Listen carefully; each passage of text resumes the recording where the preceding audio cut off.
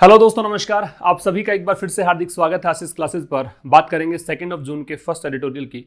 और स्टार्ट करने से पहले बताना चाहूंगा कि आप अगर पेड कोर्सेज से जुड़ना चाहते हैं तो आपको 2 एप्लीकेशंस डाउनलोड करने हैं। एक एप्लीकेशन है आशीष क्लासेस इंग्लिश के नाम से, जहां पर आपको आज जो एडिटोरियल बैच हम हर वेंसडे को स्टार्ट करते हैं, एडिटोरियल बैच वो स्टार्ट हो रहा है। उसमें क्या खास बातें हैं बता दूं आपको कि उसमें 2 एडिटोरियल्स मिलते हैं। एक तो यही एडिटोरियल मिलेगा जो शाम को 5 बजे आपको मिल रहा है यूट्यूब पर। ये वहां पर 10-11 बजे के करीब, 12 बजे के करीब अपडेट हो जाता है। और दूसरा एडिटोरियल लेट नाइट को अपडेट होता है। ठीक है, दोनों का पीडीएफ मिलता है। जो दूसरा एडिटोरियल होता है वो बोर्ड पर नहीं होता है। ठीक है, इसके अतिरिक्त क्लोज टेस्ट और पैराजंबल का बैच चल रहा है, जहां पर अभी क्लोज टेस्ट की संख्या 66 हो गई है, पैराजंबल 40 हो चुके हैं। धीरे धीरे अपडेट कर रहा हूं मैं उसको, तो वो आप कोर्स बाई कर सकते हैं। एसएससी प्रीवियस ईयर के पेपर्स अवेलेबल हैं, वो आप बाई कर सकते हैं। ई बुक्स भी हैं। और दूसरा एप्लीकेशन जो है आशीष क्लासेस के नाम से, जिसको आप डिस्क्रिप्शन में लिंक से भी एक्सेस कर सकते हैं। यहां पर एक तो ये ग्रामर का बैच जो पूरा हो चुका है बैच, इसको आप बाई कर सकते हैं। इसके अतिरिक्त यहाँ पे ट्रांसलेशन का बैच भी है, उसको भी आप बाई कर सकते हैं। ठीक है, आज का एडिटोरियल है टेन्यूअस रिवाइवल। इकोनॉमी बेस्ड आर्टिकल है। तो भारत की अर्थव्यवस्था किस प्रकार से चरमरा रही है सेकंड वेव के आने के बाद, उसको लेकर यह आर्टिकल लिखा गया है। तो यहां लेखक का जो आप कह सकते हो कि व्यू पॉइंट है, वो व्यू पॉइंट है, केवल रिपोर्ट कर रहा है लेखक कि भी ये आंकड़े हैं, जो भी एनएसओ ने आंकड़े दर्शाए हैं उसी को बस केवल यहाँ पे रिपोर्ट कर रहा है। तो एक इसका जो टोन कह सकते हो रिपोर्टिंग टोन है, रिपोर्ट कर रहा है और कुछ नहीं है। तो वैसे आर्थिक आर्टिकल जो भी होते हैं वो बड़े थोड़े से अलग प्रकार के होते हैं और थोड़े मुश्किल भी होते हैं, डिफिकल्ट वर्ड्स भी ज़्यादा होते हैं। तो उन सब के लिए आप तैयार रहें। और कुछ नया आज की क्लास में आपको मिलेगा। क्या नया होगा वो खुद आप एक्सपीरियंस करेंगे, बस आप एंड तक देखिए। कुछ नया मैं हर बार जोड़ने की कोशिश करता हूं। आज की क्लास में भी मैंने कुछ नया यहां पे ऐड किया है। लैंड में जाते जाते आप देखेंगे कि कुछ वर्ड्स ऐसे हैं जिनको हमने पिछले क्लासेस में देखा है, उनका रिवीजन भी होगा। फाइनेंशियल आर्टिकल उस दिन नहीं होगा जिस दिन financial article already the Hindu में हम डिस्कस करेंगे। अगर यहां कोई आर्टिकल स्पोर्ट्स रिलेटेड है या पॉलिटिकल आर्टिकल है तो उस कंडीशन में हम फाइनेंशियल आर्टिकल डिस्कस करते हैं। चूंकि ये फाइनेंशियल आर्टिकल ऑलरेडी है तो हम फाइनेंशियल आर्टिकल डिस्कस नहीं करेंगे। जो नए स्टूडेंट हैं उनको बता दूं, ये जो अंडरलाइन पार्ट नजर आ रहा है आपको, हो सकता है इसका कलर आपको नजर आ रहा हो ग्रीन, है ना, स्क्रीन पर कुछ अलग नजर आ रहा हो, ये येलो कलर मैंने कर रखा है। खैर, ये सब्जेक्ट है, इसकी वर्ब मैं बताऊंगा और बाकी जो डिफिकल्ट वर्ड्स हैं उनको मैंने इस बॉक्स में रख दिया है। इसके अतिरिक्त भी कोई डिफिकल्ट वर्ड होगा तो मैं लिख के दे दूंगा आपको। ठीक है, बस आप शेयर कर दीजिएगा वीडियो और पेन नोटबुक लेकर बैठिए, एंड तक चिपके रहें स्क्रीन से और देखिए क्या कुछ नया है। टेन्यूअस रिवाइवल का मतलब क्या है? पहली बात तो टेन्यूअस क्या है? टेन्यूअस एक एडजेक्टिव है, पार्ट ऑफ स्पीच की बात करें। रिवाइवल यहाँ पे नाउन है। टेन्यूअस का मतलब होता है स्लाइट, वीक, शेकी। कमजोर कह सकते हो, हल्का फुल्का कह सकते हो। शेकी का मतलब भी जो अस्थिर है, जो कमजोर है ना, उसको बोलते हैं। रिवाइवल का मतलब होता है रीबाउंड करना, बाउंस बैक करना, फिर से सही ढर्रे पर आ जाना, है ना, इसको बोलते हैं रिवाइवल। तो इकोनॉमी में जो रिवाइवल हो रहा है वो कैसा है? वो टेन्यूअस है, बहुत ही कमजोर है। ठीक है, स्ट्रॉन्ग रिवाइवल नहीं है। अगर टेन्यूअस का ऑपोजिट करते तो हम रोबस्ट कर देते। अगर यहां टेन्यूअस के ऑपोजिट की हमें आवश्यकता पड़ती तो इसका एंटोनिम हम कर देते रोबस्ट। अगर रोबस्ट रिवाइवल होता तो फिर तो डरने की बात ही नहीं थी।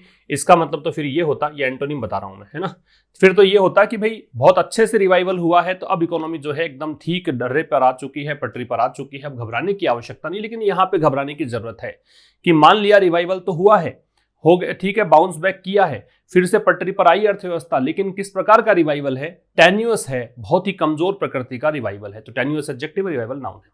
अब पढ़ते हैं, देखिए विस्तार से। The national income estimates released by the NSO. NSO होता है नेशनल स्टैटिस्टिकल ऑफिस, राष्ट्रीय सांख्यिकी विभाग। ठीक है भाई, तो नेशनल इनकम एस्टिमेट्स, एस्टिमेट्स का मतलब होता है पूर्व आकलन, पूर्वानुमान। तो राष्ट्रीय आय का जो पूर्वानुमान जो भी यहां पे रिलीज किया गया, किसके द्वारा? एनएसओ के द्वारा। पॉजिट किसके लिए आ रहा है? इन एस्टिमेट्स के लिए। तो ये जो एस्टिमेट्स है ना, राष्ट्रीय इनकम के जो एस्टिमेट्स है कि राष्ट्रीय आय अब कितनी हो गई है, ये दर्शाता है। पॉजिट का मतलब क्या है? सजेस्ट करना, पुट फॉरवर्ड करना, दर्शाना। ये दर्शाता है एन इकोनॉमी, एक ऐसी अर्थव्यवस्था, दैट रिलेटिव प्रोनाउन है, इसका संबंध इस इकोनॉमी से है। अपीयर्स, ऐसी अर्थव्यवस्था जो दिखती है, अपीयर होती है। टू हैव फाउंड, अब ये टू के साथ हैव प्लस वर्ब की थर्ड फॉर्म परफेक्टिव इंफिनिटिव होता है। परफेक्ट इंफिनिटिव बोलते हैं इसको। इंफिनिटिव तो है लेकिन परफेक्ट इंफिनिटिव है, कोई काम हो चुका है उसके लिए यूज करते हैं। तो नेशनल इनकम एस्टीमेट जो कि रिलीज किए गए हैं किसके द्वारा, एनएसओ के द्वारा, ये यहां पे दर्शाते हैं एक ऐसी इकोनॉमी को जो इकोनॉमी ऐसा लगता है कि उसने कुछ यहां फुटिंग प्राप्त की है। फुटिंग का मतलब यहां पे है होल्ड या ग्रिप, कि कुछ पकड़ प्राप्त कर ली है। ठीक है, in the January March quarter, किसमें, जनवरी से मार्च वाले तिमाही में, before the pandemic second wave hit, किससे पहले, जब पेंडेमिक की दूसरी लहर ने हिट किया, प्रभावित किया, उससे पहले। ये वेव वर्ब है, इसकी जो सब्जेक्ट है, इसकी वर्ब है वो हिट है। तो यहां तक एक सेंटेंस आपका पूरा होता है। इस सेंटेंस में देखो बहुत आसान चीजें हैं, बहुत आसान हैं। अगर आपने न्यूज़पेपर जैसे मैं पढ़ा रहा हूं वैसे पढ़ना शुरू किया तो आपको अंग्रेजी बहुत आसान लगेगी। यहां पे नेशनल इनकम एस्टीमेट सब्जेक्ट था, इसकी वर्ब पॉजिट है। इसके बाद में दैट रिलेटिव प्रोनाउन है, इसका कनेक्शन इकोनॉमी से है, इसकी वर्ब अपीयर्स है। यहां पे the pandemic second wave subject है, इसकी वर्ब हिट है। आ गया होगा समझ में। फुटिंग एक वर्ड है, इसका मतलब होल्ड या ग्रिप है। फुटिंग मतलब कदम जमाना, पैर जमाना, इसका मतलब ग्रिप प्राप्त करना, होल्ड प्राप्त करना। और पॉजिट का मतलब क्या होता है, दर्शाना। ठीक है, टेन्यूर्स का मतलब हम देख ही चुके हैं। तो क्या कहना चाह रहा है कि राष्ट्रीय इनकम के जो आंकड़े हैं, एस्टीमेट्स हैं, जो किसके द्वारा रिलीज किए गए हैं, एनएसओ के द्वारा, वो क्या दर्शाते हैं, वो दर्शाते हैं कि अर्थव्यवस्था को दर्शाते हैं। ऐसी अर्थव्यवस्था जो ऐसा लगता है कि थोड़ी बहुत इसने अपनी ग्रिप प्राप्त कर ली है। किस तिमाही में, जनवरी से लेकर मार्च की तिमाही में। आपको पता होना चाहिए एक फिस्कल ईयर में 4 तिमाही होती है। अभी 12 महीने हैं तो 4 बार बांटेंगे तो 3-3 महीनों के 4 ग्रुप्स निकल कर आएंगे, समझ रहे हो। तो जनवरी से मार्च वाला जो क्वार्टर है उसमें कुछ होल्ड प्राप्त किया है। किससे पहले, जब पेंडेमिक, ये वैश्विक महामारी, पेंडेमिक एपिडेमिक महामारी होता है, पेंडेमिक वैश्विक महामारी होता है, एक एंडेमिक भी होता है, ENDEMIC, वो क्षेत्रीय बीमारी को बोलते हैं, लोकल को बोलते हैं। तो पेंडेमिक की दूसरी लहर जब हिट की, इससे पहले यहां पे ऐसा हुआ, समझ में आ गया होगा। आगे देखिए, जीडीपी एक्सपेंडेड। जीडीपी का मतलब ग्रॉस डोमेस्टिक प्रोडक्ट। अगर आपसे कोई पूछ ले जीडीपी क्या होती है, बता सकते हैं क्या आप, सकल घरेलू उत्पाद को बोलते हैं। ठीक है, जीडीपी का मतलब है कि एक वर्ष के अंदर जो आपकी राजनीतिक बाउंड्री होती है किसी देश की, राजनीतिक सीमा के भीतर, मतलब भारत के अंदर एक साल में जो भारत के भीतर ही, भारत के निवासी मान लो अमेरिका रहते हैं, ऑस्ट्रेलिया रहते हैं, उससे मतलब नहीं है वो क्या कर रहे हैं, लेकिन भारत के अंदर जो भी व्यक्ति हैं वो जितना प्रोडक्शन करेंगे, उस प्रोडक्शन को, चाहे वो एग्रीकल्चर सेक्टर में हो, चाहे वो इंडस्ट्री के सेक्टर में हो, चाहे वो सर्विस सेक्टर में हो, खास करके इन 3 सेक्टर्स की हम बात करते हैं, तो जो पूरा उत्पादन होता है उसको हम बोलते हैं जीडीपी। समझ रहे हो, मैं एग्जांपल से बताऊं, अगर मान लो एक वर्ष के अंदर कुल मिला के 20 कुर्सियां बनी, सपोज मैं एक एग्जांपल दे रहा हूं, एक साल में 20 कुर्सियां बनी है, ये टोटल एक प्रोडक्शन है। एक कुर्सी की कीमत है वो 100 रुपए है, तो 20 कुर्सी की कीमत होगी 2000, तो ये 2000 हो गई देश की जीडीपी। इस तरीके से जीडीपी निकाली जाती है, समझ रहे हो। तो कह रहा है जीडीपी एक्सपेंडेड, जीडीपी का विस्तार हुआ, एक्सपेंड का मतलब ग्रो हुई जीडीपी, इंक्रीज हुआ, कहां तक, 1.6% तक। बाई का प्रयोग जब आप किसी आंकड़े से पहले करते हैं तो इसका मतलब होता है तक। In the final quarter of the last fiscal, किसमें, अंतिम तिमाही में। जब आप अंतिम तिमाही की बात करते हो तो जनवरी फरवरी मार्च वाला टाइम की बात कर रहा है।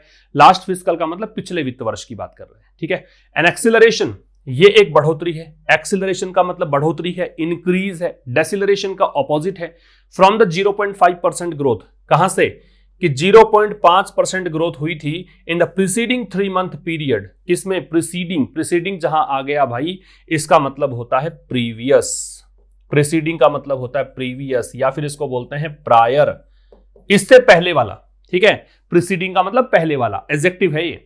तो इससे पहले वाला, जनवरी फरवरी मार्च से पहले क्या आता है, इससे पहले अक्टूबर नवंबर दिसंबर वाला। तो अक्टूबर नवंबर दिसंबर के अंदर 0.5% ग्रोथ हुई थी, और उससे लेकर ये कहां तक एक्सपेंड हुई, 1.6% तक।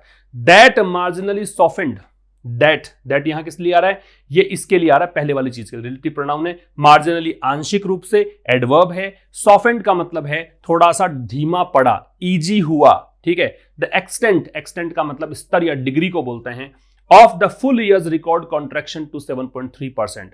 तो इसने क्या कर दिया, आंशिक रूप से थोड़ा सा सॉफ्ट कर दिया, थोड़ा सा मतलब इजी कर दिया। क्या, जिस स्तर तक पूरे साल का रिकॉर्ड कॉन्ट्रैक्शन हुआ था पूरे वर्ष में, पिछले वित्त वर्ष में पूरे वर्ष का जो संकुचन था अर्थव्यवस्था में वो 7.3% था। ठीक है, उस संकुचन को मतलब कम कर दिया, 7.3% कर दिया। अगर ये मान लो बढ़ोतरी नहीं होती तो ये बहुत ज्यादा होता। समझ रहे हो बात? अब फिर समझना, जीडीपी एक्सपेंड हुई, जीडीपी सब्जेक्ट एक्सपेंडेड वर्ब कहां तक हुई 1.6% तक। कब की बात कर रहा है? जनवरी फरवरी मार्च की बात कर रहा है, पिछले साल। ये जो बढ़ोतरी है एंड डिटरमिनर है, एक्सेलरेशन नाउन है। ये थोड़ा ये भी ध्यान रखो, कई बच्चे ये सोचते रहते हैं कि सर ने कैसे निकाल दिया, ये तो एक मैजिक हो गया, ये कैसे निकाल दिया कि ये नाउन है। तो भाई बहुत सिंपल है, ये एन जो है ना ये डिटरमिनर है, ए एन द ये डिटरमिनर होते हैं। Some, many, any, few, much, little ये सब डिटरमिनर्स हैं। इनके बाद में जो वर्ड है वो जनरली नाउन होता है, तो ये नाउन है। इसको ऐसे भी समझ सकते हो कि जिन वर्ड्स का एंड TION से होता है वो भी नाउन होते हैं, ठीक है।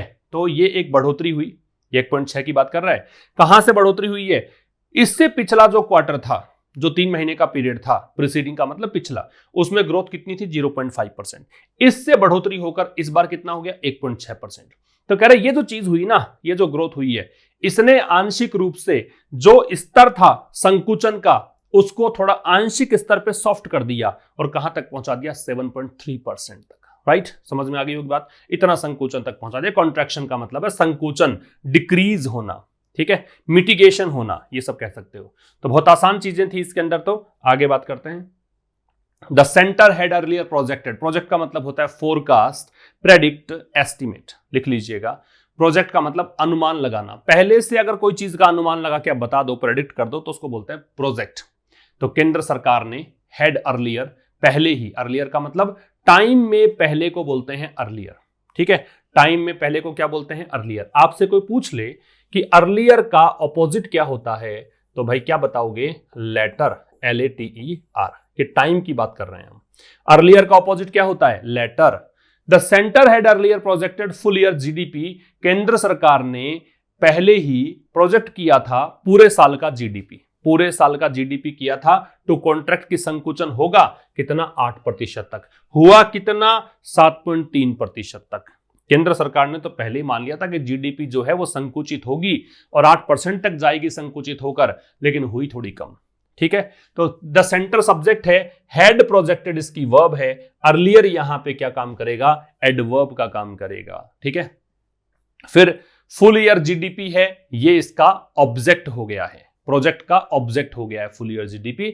टू कॉन्ट्रैक्ट इन्फिनिटिव हो गया है, बाई का मतलब तक होगा। मैंने बताया कि टाइम से पहले जब बाई लगे या किसी आंकड़े से पहले बाई लगे तो इसका मतलब तक होता है। आगे बढ़े। There was a 3.7% growth in fourth quarter gross value added। अब एक नया शब्द और आ गया है, gross value added, सकल मूल्य वृद्धि। इसको हिंदी में बोलते हैं, जैसे GDP को हिंदी में बोलते हैं सकल घरेलू उत्पाद, इसको बोलते हैं सकल मूल्य वृद्धि। ये क्या होता है? ये जैसे मान लो कोई भी एक विशेष सेक्टर की बात करें, अगर ये किसी एक खास सेक्टर की, वो GDP में सारे सेक्टर शामिल करते हैं, इसमें क्या होता है? खास सेक्टर। जैसे मान लो कोई इंडस्ट्री सेक्टर है, उसमें आपने, मैं फिर एग्जांपल दूं, 20 चेयर बनाई, ठीक है, और 20 चेयर में से हर एक चेयर की कीमत है वो 100 रुपए रखी, 2000 रुपए हुआ, ठीक है। लेकिन इसमें यह भी देखा जाता है कि 20 चेयर जो बनाई है, उन चेयर को बनाने में लागत कितनी आई है, भी आपने कितनी लकड़ी यूज करी है, कितना फेविकोल यूज किया है ना, कितनी कील वहां पे यूज की है, जो भी मतलब सामग्री इंग्रेडिएंट्स होते हैं इसको बनाने में कितनी मजदूरी लगी है, वो सबको घटा दीजिए। तो 2000 में से मान लो 500 रुपए जो है वो सारा इसका इंटरमीडियरी कॉस्ट आ गई, इसको घटा दो तो 1500 रुपए, ये कहलाएगा GVA, ठीक है। तो GVA में क्या होता है? जो भी कीमत होती है किसी वस्तु की, उसमें उस वस्तु को बनाने के लिए जो भी लागत लगी है आपकी, उसको घटाने के बाद जो शेष बचता है वो GVA कहलाता है।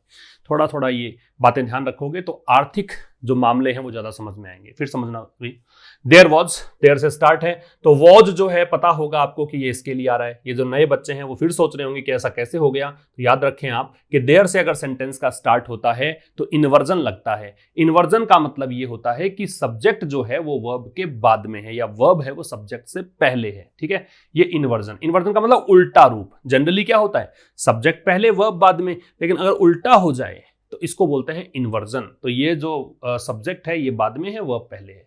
तो कह रहा 3.7% की ग्रोथ हुई थी, किस में? फोर्थ क्वार्टर के GVA में, ठीक है। चौथी तिमाही, फोर्थ क्वार्टर कौन सा? जनवरी फरवरी मार्च की बात कर रहा है। जनवरी फरवरी मार्च वाले पीरियड में 3.7% की ग्रोथ देखने को मिली थी GVA में, with all but 2 of the economies 8 broad sectors posting expansions. इन सभी की बात कर रहा है, विद ऑल मतलब सारे सेक्टर्स में से हुई थी। बट का मतलब यहां पे है एक्सेप्ट, बट प्रेपोजिशन है, और whenever but is used as a preposition then what does it mean, इसका मतलब होगा एक्सेप्ट, इसका मतलब क्या होगा, के अलावा, इसका मतलब के अलावा। ठीक है, तो सभी सेक्टर्स में से हुई थी लेकिन दो को छोड़ के, दो कितनों में से, इकोनॉमी के जो 8 ब्रॉड सेक्टर्स हैं, अर्थव्यवस्था के जो 8 बड़े बड़े सेक्टर्स हैं, वृहद स्तर के सेक्टर, ब्रॉड का मतलब बड़ा स्तर का, उन 8 में से 2 के अंदर छोड़ दो, बाकी 6 में तो यहां पे इतनी ग्रोथ देखने को मिली थी। पोस्टिंग एक्सपेंशंस, पोस्ट का मतलब क्या होता है, दर्शाना, एक्सपेंशन का मतलब क्या होता है, विस्तार, ग्रोथ। ठीक है, तो कह रहा है 3.7% की ग्रोथ हुई चौथी तिमाही के अंदर, जीवीए के अंदर, सभी के अंदर, केवल 2 को छोड़ दो, है ना, 8 में से 2 को छोड़ दो, बाकी सभी के अंदर ग्रोथ देखने को मिली थी जनवरी फरवरी मार्च के पीरियड में। अब समझाएगा कि 2 कौन से हैं जहां पे थोड़ा समस्या आई। Mining and quarrying, mining and quarrying का मतलब खनन संबंधी चीजें, खनन समझते हो, जमीन को खोदा, उसमें से कुछ बहुमूल्य चीजें, अयस्क निकाल लिए, है ना, रेत निकाल ली, पत्थर निकाल ली, तो रेत पत्थर ये सब निकालना है, स्टोन निकालना है, ये सब तो होता है क्वेरिंग। और माइनिंग में क्या, अयस्क वगैरह निकालते हैं, वो माइनिंग। तो कुछ कुल मिला के माइनिंग और क्वेरिंग का मतलब खनन मान लो। ठीक है, and the worst hit contact intensive omnibus service category, worst hit सबसे बुरी तरह प्रभावित। वर्स्ट क्या होता है, बैड की डिग्री कंपैरेटिव होती है, बैड की कंपैरेटिव, सॉरी बैड की सुपरलेटिव, बैड की कंपैरेटिव वर्स होती है, बैड वर्स वर्स्ट, तो सबसे ज्यादा प्रभावित। कॉन्टेक्ट इंटेंसिव क्या होता है, कॉन्टेक्ट इंटेंसिव का मतलब जहां पर संपर्क ज्यादा होता है, इंटेंसिव शब्द का मतलब जहां कोई चीज ज्यादा होती है वो इंटेंसिव है, कॉन्टेक्ट ज्यादा होता है, संपर्क में ज्यादा आते हैं लोग, उसको बोलते हैं कॉन्टेक्ट इंटेंसिव। ऑमनीबस क्या होता है, ऑमनीबस का मतलब जहां पे बहुत सारी चीजें मिली हुई हो। ठीक है, मतलब several parts of a thing जहां पे इंक्लूड हो, उसको बोलते हैं ऑमनीबस।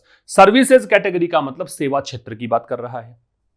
तो 2 क्षेत्र कौन कौन से हैं, एक क्षेत्र तो है माइनिंग और क्वेरिंग, दूसरा क्षेत्र है सबसे बुरी तरह प्रभावित होने वाला कॉन्टेक्ट इंटेंसिव ऑमनीबस सर्विसेज कैटेगरी। आगे कैटेगरी बता रहा है ना, इन सब में क्या है, ये है कॉन्टेक्ट इंटेंसिव, यहां पे संपर्क में ज्यादा आते हैं लोग, जैसे ट्रेड है, व्यापार, होटल है, ट्रांसपोर्ट है, कम्युनिकेशन संचार, ब्रॉडकास्टिंग प्रसारण, ये सब, इनमें संकुचन हुआ, है ना, इन दोनों में संकुचन हुआ 5.7% एंड 2.3% रेस्पेक्टिवली, का मतलब क्रमशः, मतलब 5.7% किसके लिए, इस खनन वाले के लिए, 2.3% किसके लिए, ये कैटेगरीज है ना जिसको कॉन्टेक्ट इंटेंसिव सेक्टर कहा है, इसके लिए कहा ना। 8 ब्रॉड सेक्टर में से 2 में संकुचन हुआ, बाकी सब में ग्रोथ हुई।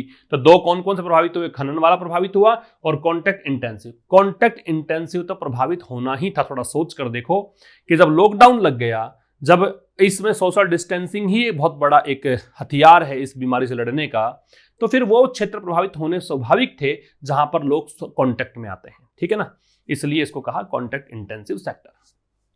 आगे आ जाइए। अब ये देखो, मैंने कहा था नई चीज है आपके लिए आज की क्लास में, तो ये नया मैंने जोड़ा है। इसमें जो ब्लैंक्स दे रखे हैं, इन ब्लैंक्स में इन 3 में से आपको फिलअप करना है। इससे क्या होगा, इससे आपको पार्ट्स ऑफ स्पीच को पहचानने में हेल्प मिलेगी। और अगर ये मैंने कंटिन्यू किया, मैं कंटिन्यू करूंगा इसको, और इससे क्या होगा, क्लोज टेस्ट आपको थोड़े से समझ में आएंगे, है ना, वो उन स्टूडेंट्स के लिए खास जिन स्टूडेंट्स को अंडरस्टैंडिंग में प्रॉब्लम आती है इंग्लिश को। स्टिल फिर भी the pandemics dash impact, pandemic का इंपैक्ट, पेंडेमिक का कैसा इंपैक्ट, इंपैक्ट का मतलब प्रभाव, कैसा इंपैक्ट। देखो पेंडेमिक्स अपोस्ट्रोफी के बाद नाउन लगता है, नाउन तो दे रखा है, अब ये नाउन दे रखा है तो इससे पहले क्या आएगा भाई, एडजेक्टिव आएगा। तो कैसा इंपैक्ट, प्रीसीडिंग इंपैक्ट कह सकते हो क्या, प्रीसीडिंग का मतलब पहले वाला। क्रशिंग इंपैक्ट कह सकते हो क्या, क्रशिंग का मतलब बहुत ही विनाशकारी। ठीक है, रिबाउंडेड कह सकते हो क्या, रिबाउंडेड का मतलब जो वापस से बाउंस बैक कर चुका वो। फिलहाल हमें नहीं पता क्योंकि एडजेक्टिव चाहिए और एडजेक्टिव है सारे के सारे, ये सब एडजेक्टिव्स हैं। ठीक है भाई, आगे बढ़ते हैं एक बार। तो फिर भी पेंडेमिक का जो ये प्रभाव है ओवर द डैश 3 क्वार्टर्स, किस में, 3 क्वार्टर्स में। ओवर का मतलब के दौरान, ओवर प्रेपोजिशन है, इसका मतलब है ड्यूरिंग, किस दौरान, 3 क्वार्टर्स के दौरान। मेंट, अब ये इसका मतलब ये 3 क्वार्टर की बात कर रहा है ना, तो यहां तो प्रीसीडिंग आना चाहिए क्योंकि पहले वाले 3 क्वार्टर, चौथे क्वार्टर की तो बात हम कर रहे थे, पहले वाले 3 क्वार्टर, तो यहां तो मैं भर देता हूं प्रीसीडिंग। प्रीसीडिंग का मतलब क्या होता है, प्रीसीडिंग का मतलब होता है प्रीवियस, ये बताया था मैंने। प्रीसीडिंग का मतलब क्या है, प्रीवियस, पहले वाला, या फिर क्या कह सकते हो, प्रायर। ठीक है, ये मतलब होता है प्रीसीडिंग का। मेंट दैट, इसका मतलब ये था कि only the agriculture, forestry and fishing and utility services, कि केवल कृषि क्षेत्र, फॉरेस्ट्री वन क्षेत्र, फिशिंग मछली पालन क्षेत्र and the utility services. What does it mean? Utility service का मतलब जिसमें जैसे टेलीफोन सेवा आ जाएगी, पानी आ जाएगा, बिजली आ जाएगी, गैस आ जाएगी, ये सब चीजें होती है ना जीवन जीने के लिए जरूरी चीजें। गैस सिलेंडर चाहिए, टेलीफोन चाहिए, बिजली चाहिए, पानी चाहिए, ये होते हैं utility services. Recorded full year growth, इन्होंने रिकॉर्ड किया फुल ईयर ग्रोथ, पूरे साल की ग्रोथ। समझना। फिर भी जो पेंडेमिक का इंपैक्ट है, एक बात समझो, यहां पे सीधा भर सकते हो आप, पेंडेमिक का कैसा प्रभाव, पेंडेमिक प्रभाव कैसा डालेगी? पेंडेमिक क्या रिबाउंडेड इंपैक्ट डालेगी? रिबाउंडेड का मतलब तो है बाउंस बैक करना, फिर से ग्रोथ होना। क्रशिंग का मतलब है सीवियर, नोट कर लो, क्रशिंग का मतलब नोट कर लो, क्रशिंग का मतलब है सीवियर, या फिर आप कह सकते हो डिवास्टेटिंग, डिवास्टेटिंग विनाशकारी, है ना। तो पेंडेमिक का ये प्रभाव, तो यहां पे क्रशिंग फिल कर दो, ठीक है, पार्ट ऑफ स्पीच निकाला, मीनिंग से निकाला, यहां क्रशिंग आ जाएगा। तो फिर भी जो पेंडेमिक का विनाशकारी प्रभाव है ओवर द प्रीसीडिंग 3 क्वार्टर्स, किस दौरान, आप ये मत समझना इंपैक्ट में ओवर कैसे लग गया, कई स्टूडेंट्स रटते हैं आज भी, ऐसा लगता है इंपैक्ट में सर आपने तो ऑन बताया था, यहां ओवर कैसे आ गया। तो भाई आपको ये भी तो देखना है ना कि क्या उसी कंटेक्स्ट में बात कर रहा है। ऑन तब लगता है कि प्रभाव इस क्षेत्र पर पड़ा है, ओवर लग रहा है इसका मतलब ये दौरान की बात कर रहा है, इन 3 क्वार्टर्स में प्रभाव कैसा पड़ा है, समझ रहे हो। तो फिर भी पेंडेमिक का जो विनाशकारी प्रभाव है 3 क्वार्टर्स में, पिछले 3 क्वार्टर्स में, इसका मतलब यह था कि केवल एग्रीकल्चर, फॉरेस्ट्री, फिशिंग और यूटिलिटी सर्विसेज हैं, यहीं पर फुल ईयर ग्रोथ देखने को मिली, केवल इन 4 क्षेत्रों में फुल ईयर ग्रोथ। भाई यूटिलिटी सर्विसेज समझ जाओ आप कि जरूरी था, भाई आप चाहे लॉकडाउन में थे फिर भी आपको बिजली चाहिए थी, पानी चाहिए था, गैस सिलेंडर चाहिए थे, तो यूटिलिटी सर्विसेज हो गया। बाकी एग्रीकल्चर, फॉरेस्ट्री, कृषि है, कृषि के बिना तो फिर सब्जियां फल कहां से आएंगे, ये मतलब था। तो इन 4 सेक्टर्स के अंदर तो क्या है, पूरे साल ग्रोथ रिकॉर्ड की गई, बाकी यहां पे सब कुछ गड़बड़ हो गया। आगे देखो, ऑन द एक्सपेंडिचर साइड, अगर आप व्यय की बात करो, खर्चों की बात करो, एक्सपेंडिचर क्या होता है, खर्चा होता है। अगर खर्चों की साइड की बात करो, प्राइवेट कंजम्पशन स्पेंडिंग, प्राइवेट का मतलब निजी, कंजम्पशन का मतलब उपभोग, स्पेंडिंग का मतलब खर्चा। भी आपने, हमने कितना खर्चा अपने निजी उपभोग पर किया, ये जो बात है अपीयर्ड, ये ऐसा प्रतीत हुआ टू हैव डैश। अब देखो हैव के साथ थर्ड फॉर्म आ जाएगी, तो हैव आ जाएगा यहां पे रिबाउंडेड। तो इस तरह से हैव के बाद थर्ड फॉर्म अगर आती तो ये तो आ ही नहीं सकते थे फिर दोनों, तो यहां पे रिबाउंडेड ही सही है, तो यहां भर दीजिए रिबाउंडेड। रिबाउंड का मतलब होता है बाउंस बैक करना, ठीक है। तो ऐसा लगा कि प्राइवेट कंजम्पशन स्पेंडिंग जो है वो रिबाउंड हुआ टू ग्रोथ, इसमें वृद्धि हुई for the first time in 4 quarter, 4 तिमाही में से पहली बार ऐसा देखने को मिला कि प्राइवेट कंजम्पशन स्पेंडिंग बढ़ी।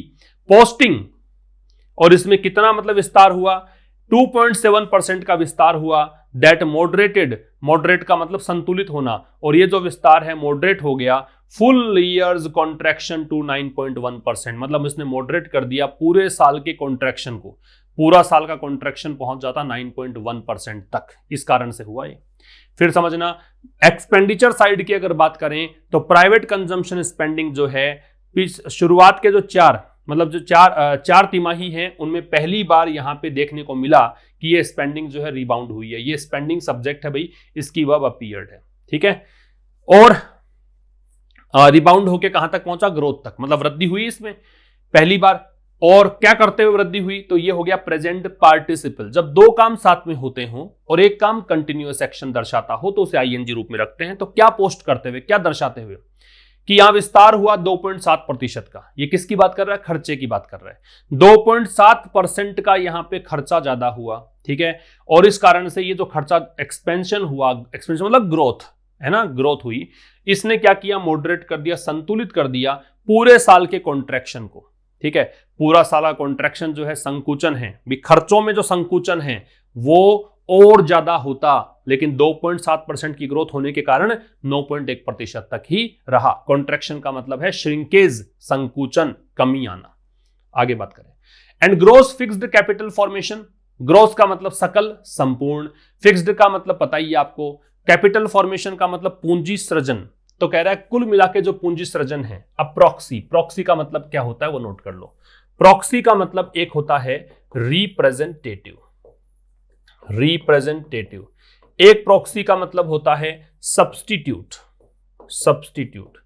यहां पे प्रॉक्सी का मतलब यह है कि आप कंपेयर करने के लिए किसी चीज से एक चीज को रख रहे हो, आधार मान रहे हो, है ना, इसका मतलब ये। वैसे इसका मतलब ये होते हैं, अगर एग्जाम में आ जाए प्रॉक्सी तो सिनोनिम्स ये होंगे, अन्यथा यहां पे क्या मतलब है वो देखो। और जो ग्रॉस फिक्स्ड कैपिटल फॉर्मेशन है, अब ये ग्रॉस फिक्स्ड कैपिटल फॉर्मेशन, सकल जो पूंजी सृजन है, ये क्या चीज है? ये एक प्रॉक्सी है। प्रॉक्सी क्या है? पार्ट ऑफ स्पीच में ए के बाद आ रहा है तो आप कहिए कि नाउन है।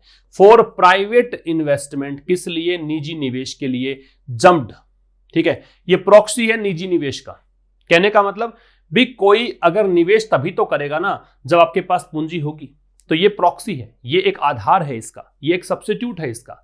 तो कैपिटल, ये जो कैपिटल फॉर्मेशन है, जो प्राइवेट इन्वेस्टमेंट का एक आधार है, जंप्ड, ये बढ़ा। क्या चीज? ये सब्जेक्ट है, इसकी वर्ब ये है। इसने जंप लगाया, कहां पहुंच गया? 11% का जंप लगाया। किसमें? इन द 3 मंथ पीरियड, 3 महीने के पीरियड में। कौन सा 3 महीने का पीरियड? जनवरी, फरवरी, मार्च की बात कर रहे हैं, ठीक है। Most likely helped in fair measure by an increase.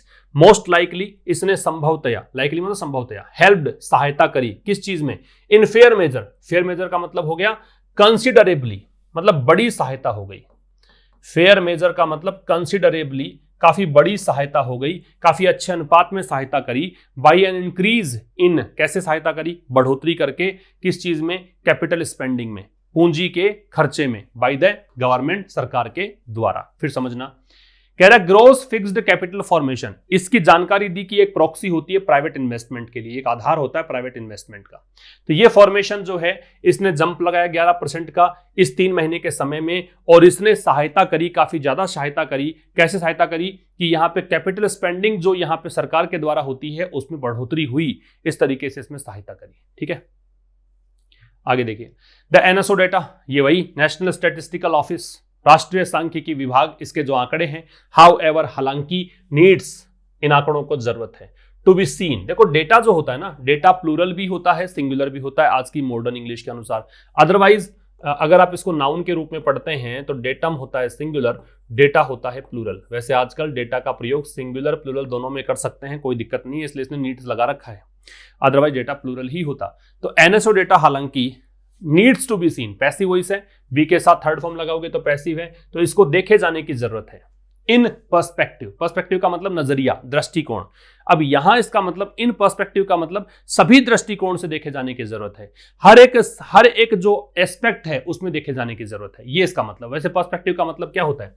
Perspective का मतलब है स्टैंड पॉइंट, व्यू पॉइंट, ये सब होते हैं ना, स्टैंड पॉइंट, आउटलुक, ये सब इसके मीनिंग होते हैं। वैसे अगर एग्जाम में आ जाए तो ये करना है आपको। बाकी इन पर्सपेक्टिव का यहां पे मतलब है हर तरीके से देखे जाने की जरूरत है। तो एनएसओ डेटा को देखे जाने की जरूरत है हर एक दृष्टिकोण से, ठीक है। With the ground having shifted, इस चीज के साथ कि ग्राउंड जो है वो शिफ्ट हो चुका है। हैविंग शिफ्टेड, ये क्या हो गया? ये परफेक्ट पार्टिसिपल हो गया, है ना। हैविंग के साथ थर्ड फॉर्म का मतलब क्या है? Perfect participle. और ये कब लगता है? ऐसा होने के बाद, है ना। तो with the ground having shifted, अब चूंकि ग्राउंड आधार वो शिफ्ट हो चुका है सिंस मार्च, मार्च से लेकर, कारण क्या है? With the surge in covid infections. भी मार्च तक तो सब कुछ ठीक चल रहा था, जनवरी फरवरी मार्च का पीरियड, लेकिन अब लेखक समझा रहा है कि मार्च में फिर से इन्फेक्शन बढ़ गए कोविड-19 के, इसलिए जो ग्राउंड बना है इकोनॉमी का वो बदल चुका है, वो शिफ्ट हो चुका है। इट इज वाइटल, ये महत्वपूर्ण है। वाइटल तो काफी बार आ चुका है। वाइटल का मतलब सिग्निफिकेंट होता है, वाइटल का मतलब इंपॉर्टेंट होता है। सिग्निफिकेंट, इंपॉर्टेंट, महत्वपूर्ण, इसको बोलते हैं वाइटल। और वाइटल किस चीज के लिए है? वहां पे टू लग जाता है। तो it is vital to correlate, तो यहां पे जरूरी है क्या चीज? कि कोरिलेट करें। कोरिलेट का मतलब आपस में संबंधित, मतलब यहां पे कंपेयर करें द फिगर्स, आंकड़ों को, with on the ground information, जो ऑन द ग्राउंड सूचना है उसके। ऑन द ग्राउंड का मतलब जो प्रैक्टिकली, जो मतलब यथार्थ परक सूचनाएं हैं, जो सच्चाई में ऑथेंटिक जो सूचनाएं हैं उनसे। तो यहां तक बात करें तो कह रहा है कि ग्राउंड चूंकि अब शिफ्ट हो चुका है, अब माहौल बदल चुका है। कब से? मार्च से। कारण क्या है? कोविड-19 इन्फेक्शन में सर्ज हुआ है। सर्ज का मतलब क्या होता है? Growth, increase. तो कोविड-19 इन्फेक्शन में चूंकि ग्रोथ हुई है इसलिए माहौल बदल चुका है। तो इस चीज के साथ इट इज वाइटल, महत्वपूर्ण ये हो जाता है कि हम जो आंकड़े हैं उनको ऑन ग्राउंड इंफॉर्मेशन के साथ अब कंपेयर करें, कोरिलेट करें। कोरिलेट का मतलब है आपस में संबंध इनका बताना है अगर आपको, तो इनके आधार पर बनाएं कि अब पहले वाले आंकड़ों के अनुसार मत चलो। अब चूंकि माहौल बदल चुका है तो अब आप देखो कि माहौल वास्तव में क्या है, अब ऑथेंटिसिटी क्या है ना, जो एक्चुअल चीजें हैं उससे कोरिलेट करो। मैन्युफैक्चरिंग जीवीए, अब निर्माण क्षेत्र का जो जीवीए है, मैंने कहा था जीवीए का मापन कैसे होता है, हर एक पर्टिकुलर एक फील्ड के आधार पर जीवीए का मापन होता है। तो ये मैन्युफैक्चरिंग जीवीए है, निर्माण क्षेत्र का जीवीए है। अपीयर्ड, ऐसा लगा, प्रतीत हुआ, ये इसकी वर्ब है। टू हैव गेन्ड, अब ये टू हैव गेन्ड फिर से आ गया, तो ये परफेक्टिव इन्फिनिटिव है। परफेक्ट इन्फिनिटिव है कि इसने प्राप्त कर लिया है सम ट्रैक्शन। ट्रैक्शन का मतलब क्या होता है, यहां पे ट्रैक्शन वैसे तो खिंचाव को बोलते हैं, जैसे कोई इंजन के द्वारा कोई गाड़ी पुल की जाती है उसको बोलते हैं ट्रैक्शन। यहां पे ट्रैक्शन का मतलब क्या है, यहां ट्रैक्शन का मतलब है जिस एक्सटेंट तक कोई चीज पॉपुलर होती है ना, an extent to which a thing gets popularity, उसको ट्रैक्शन। अब यहां पे इसको मान लो कि बढ़ा है, ऐसा मान लो, है ना। तो कह रहा है कि मैन्युफैक्चरिंग जीवीए है वो ऐसा प्रतीत हुआ कि इसने थोड़ी बढ़ोतरी प्राप्त करी इन द लास्ट क्वार्टर के अंदर, अंतिम तिमाही के अंदर। और कितना विस्तार हुआ, 6.9% का विस्तार हुआ। तो ट्रैक्शन का मतलब मैंने यहां पे क्या कह दिया, ग्रोथ मान लो इसके अंदर, ठीक है। तो मैन्युफैक्चरिंग जीवीए ऐसा लगा कि इसने, ऐसा प्रतीत हुआ कि इसने अंतिम तिमाही में 6.9% का एक्सपेंशन प्राप्त किया, following a return to growth. किसका पीछा करते हुए, फॉलोइंग रिटर्न टू ग्रोथ, की जो रिटर्न हो रहा था ग्रोथ की तरफ, धीरे धीरे अर्थव्यवस्था जो है वो ग्रोथ की तरफ बढ़ रही थी, वापस लौट रही थी। In the September December period, ये सितंबर से दिसंबर तक का पीरियड जो है उसकी बात कर रहा है। After 5 straight quarters of contraction, और किसके बाद, मतलब 5 क्वार्टर्स निकल चुके थे। 5 क्वार्टर्स का मतलब एक प्रकार से 1.25 साल निकल चुका था कॉन्ट्रैक्शन का, संकुचन का।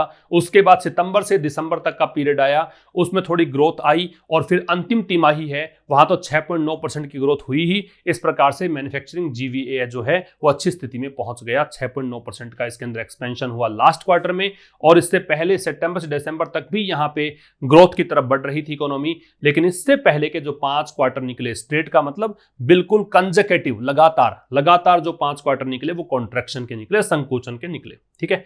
आंकड़ों की गणित है, ज्यादा कुछ नहीं है, केवल और केवल आंकड़े बताए गए हैं कि किस तरीके से लास्ट के 3 महीने ठीक थे, लेकिन अब फिर से माहौल चेंज होगा, है ना, चूंकि फिर से लॉकडाउन लग गया।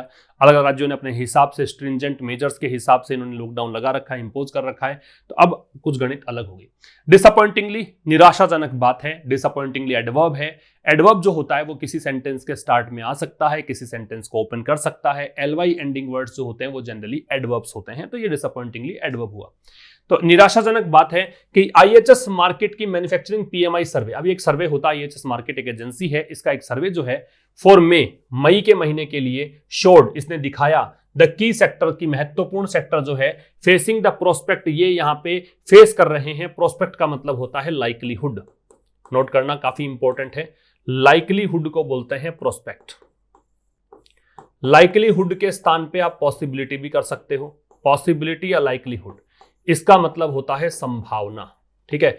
स्टैग्नेशन क्या होता है, स्टैग्नेशन से मतलब होता है, स्टैग्नेशन से मतलब क्या होता है, इसका मतलब मान लो आप कि इनएक्टिविटी, इनएक्टिविटी कह दो, या स्लो डाउन कह दो, या स्लंप कह दो, मंदी कह सकते हैं आप, है ना, आर्थिक मंदी, निष्क्रियता आ जाए, कुछ मतलब हिला। स्टैग्नेशन एक्चुअल में क्या होता है कि कोई चीज एकदम स्थिर हो जाए, उसमें मूवमेंट ना हो, उसको स्टैग्नेशन बोलते हैं। तो यहां पे ये दिखाया कि जो महत्वपूर्ण सेक्टर है ना वो यहां पे स्टैग्नेशन का संभावना का फेस कर रहे हैं। कारण क्या है, वीकनिंग डिमांड पुश्ड इंक्रीजेस, क्योंकि कमजोर होती हुई जो मांग है उसने क्या कर दिया, पुश कर दिया, धकेल दिया, किसको, नए ऑर्डर्स में जो इंक्रीज होने वाले थे, नए ऑर्डर मिलने वाले थे, है ना, उनका जो बढ़ोतरी थी उसको पुश कर दिया। एंड आउटपुट और प्रोडक्शन को पुश कर दिया टू 10 मंथ्स लोज, 10 महीने के निम्नतम स्तर पर। समझना बहुत आसान है वैसे तो। डिसअपॉइंटिंगली, निराशाजनक बात है कि आईएचएस मार्केट का जो मैन्युफैक्चरिंग पीएमआई सर्वे है, ये एक सर्वे का नाम है। इस सर्वे में ये सर्वे किस महीने के लिए किया गया? मई के महीने के लिए किया गया। इसमें इसने क्या दिखाया? तो ये शोड इसकी वर्ब है ना, सर्वे की। इसने दिखाया कि महत्वपूर्ण सेक्टर जो है वो यहाँ पे संभावना झेल रहा है, संभावना को फेस कर रहा है। किस चीज की संभावना? मंदी की संभावना। मंदी की संभावना क्यों? क्योंकि यहाँ पे एज है वो कंजंक्शन है ना, बिकॉज, क्योंकि जो कमजोर होती हुई डिमांड है, डिमांड नाउन है, वीकनिंग यहाँ पे प्रेजेंट पार्टिसिपल है, कमजोर होती हुई जो डिमांड है। अब कमजोर होती हुई डिमांड ये सब्जेक्ट है भाई, ये मैंने हाईलाइट नहीं किया, ये सब्जेक्ट है, इसकी वर्ब ये है। कमजोर होती हुई डिमांड ने क्या किया कि इसने इंक्रीजेस को पुश कर दिया। जो इंक्रीज होने वाले थे, नए ऑर्डर मिलने वाले थे, है ना, उनको इसने धकेल दिया और आउटपुट को धकेल दिया। आउटपुट मतलब प्रोडक्शन को धकेल दिया। कहां तक? 10 महीने के निम्नतम स्तर पर। सिमिलरली, ऐसा ही है, मतलब ऐसे ही, सेम प्रकार से, ये भी एडवर्ब है। The fiscal 2021 provisional estimate, provisional का मतलब टेम्परेरी, नोट कर लीजिए, ये आपसे सिनोनिम पूछा जा सकता है, टेम्परेरी। तो कह रहा है इसी तरीके से जो वित्त वर्ष 2020-21 के प्रोविजनल जो एस्टीमेट्स हैं, जो टेम्परेरी एस्टीमेट्स हैं, आकलन हैं, फॉर प्राइवेट कंजम्पशन स्पेंडिंग, किसके लिए? निजी उपभोग के खर्चों के लिए। 2020-21 के अस्थायी जो आंकड़े हैं, किस संदर्भ में? निजी उपभोग कितना होगा उस संदर्भ में। अब ये निजी उपभोग क्या होगा, यहां से यहां तक की बात छोड़ दें और सीधा आ जाएं कि शोड इसने क्या दिखाया? इसने दिखाया कि the expenditure figure at 75.6 lakh crore, कि एक्सपेंडिचर का फिगर कितना रहा, मतलब खर्चा कितना हुआ? खर्चा हुआ 75.6 लाख करोड़ का। It's weakest level in 3 years, और ये 3 सालों के अंदर सबसे कमजोर लेवल है। ठीक है, तो कह रहा है कि जो 2020-21 के अस्थायी आंकड़े हैं, वित्तीय आंकड़े हैं, उसमें ये दिखाया कि प्राइवेट कंजम्पशन स्पेंडिंग है वो कितनी रही? वो यहां पे रही 75.6 लाख करोड़। ठीक है, निजी उपभोग इतना हुआ, लोगों ने मिलकर खर्च इतना किया, और 3 साल में सबसे निम्नतम स्तर ये है। और बीच में क्या दे रखा है? The bulwark accounting for over 50% of GDP. ये कह रहा है कि जीडीपी का ये 50% से ज्यादा पार्ट बनाता है। बुलवाक का मतलब क्या है? बुलवाक का मतलब होता है डिफेंस। बुलवाक का मतलब डिफेंस, ठीक है, और प्रोटेक्शन कह सकते हो, फोर्टिफिकेशन कह सकते हो, फोर्टिफिकेशन। ठीक है, मतलब ये क्या करता है? ये एक प्रकार से बुलवाक है, एक दीवार है, एक डिफेंस का काम करती है। अकाउंट फॉर का मतलब होता है कॉन्स्टिट्यूट करना, to form a total of something, वो होता है अकाउंट फॉर। नोट कर लीजिएगा, अकाउंट फॉर का मतलब होता है to form a total of something. किसी चीज का कोई पूरा भाग बनाने के लिए आप कितना उसमें योगदान देते हो, उसको बोलते हैं अकाउंट फॉर। तो कहने का मतलब यह है कि जो प्राइवेट कंजम्पशन स्पेंडिंग है उसकी बात कर रहा है। प्राइवेट कंजम्पशन स्पेंडिंग, निजी उपभोग का जो खर्चा है, वो जीडीपी का 50% से ज्यादा भाग कवर करता है, और ये एक प्रकार से डिफेंस होता है, डिफेंस मैकेनिज्म की तरह काम करता है। ये कितना रहा? इतना रहा, जो कि 3 सालों में निम्नतम स्तर पर रहा। ठीक है, फिर कह रहा है हियर अगेन, एक बार फिर से, the Refinitiv Ipsos primary consumer sentiment index. अब ये एक सूचकांक का नाम है, एक इंडेक्स का नाम है, एक संकेतक का नाम है। तो एक बार फिर से ये हुआ कि ये जो सूचकांक है मई के लिए, शोड इसने दिखाया कि कंज्यूमर कॉन्फिडेंस, कि कंज्यूमर का विश्वास, उपभोक्ता का विश्वास, हमारा विश्वास, हैड टम्बल्ड, वो गिरावट उसमें आई थी। टम्बल का मतलब फॉल, ड्रॉप, प्लमेट, प्लमेट का तेजी से नीचे गिरना है। ठीक है, प्लमेट का ऑपोजिट आपसे कोई पूछे तो सर्ज कर देना। ठीक है, ये ऑपोजिट है इसका। ठीक, तो यहां पे तेजी से नीचे गिरा था, और कितना परसेंटेज पॉइंट गिरा? 6.3 परसेंटेज पॉइंट गिरा अप्रैल से। एज फियर्स, कारण, क्योंकि जो डर है ओवर द पेंडेमिक इंपैक्ट, किसको लेकर? इस वैश्विक महामारी के प्रभाव को लेकर डिप्रेस्ड, इस डर ने क्या कर दिया? डिप्रेस कर दिया रेस्पोंडेंट्स आउटलुक, आउटलुक का नजरिया। रेस्पोंडेंट का मतलब प्रतिक्रिया देने वाला, कंज्यूमर मान लो, कंज्यूमर का जो आउटलुक है, नजरिया है, उसको इसने डिप्रेस कर दिया, तनाव में डाल दिया, प्रेशराइज कर दिया। ऑन ऑल 4 फ्रंट्स, सभी चारों मोर्चों पर, फ्रंट का मतलब मोर्चे, वो चारों मोर्चे कौन कौन से हैं? इसमें शामिल है जॉब्स है एंड पर्सनल फाइनेंशियल कंडीशंस, है ना, इसमें जॉब्स भी हैं और पर्सनल फाइनेंशियल कंडीशंस भी इसमें शामिल है ना, मतलब व्यक्तिगत वित्तीय स्थितियां, जॉब्स, ये भी शामिल है, इंक्लूडिंग यहाँ प्रेपोजिशन है। बहुत आसान है, फिर से गणित केवल आंकड़ों की है, कि एक बार फिर से ये जो इंडेक्स है मई के महीने के लिए इसने शो किया कि कंज्यूमर कॉन्फिडेंस जो है, तो ये इंडेक्स की वर्ब यहाँ पे शोड है। ये कंज्यूमर कॉन्फिडेंस 6.3 परसेंटेज पॉइंट तक इसमें गिरावट आई अप्रैल से, है ना, अप्रैल से मई में गिरावट 6.3 परसेंटेज पॉइंट की आई। कारण क्या था? क्योंकि पेंडेमिक का जो प्रभाव क्या पड़ सकता है, उसका जो डर था ना, उसने कंज्यूमर के जो आउटलुक है उसको इसने डिप्रेस कर दिया चारों मोर्चों पर, और उन 4 मोर्चों में ये 2 मोर्चे बता रखे हैं कि ये शामिल हैं। अब देखिए आगे, ये स्लाइड के अंदर भी आपको 3 ब्लैंक्स दे रखे हैं और 3 ब्लैंक्स के बेसिस पर आपको ये जो दे रखे हैं ऑप्शंस, इसके आधार पे भरना है आपको। रेवेज का मतलब नोट कर लीजिए, डिस्ट्रॉय करना है या डिवास्टेट करना है, डिस्ट्रॉय या डिवास्टेट। बैकस्लाइड है, इसका मतलब रिवर्ट होता है या फिर आप कह सकते हो रिटर्न, वापस पीछे की तरफ स्लाइड होना, खिसकना। पुश का मतलब धकेलना, ठीक है।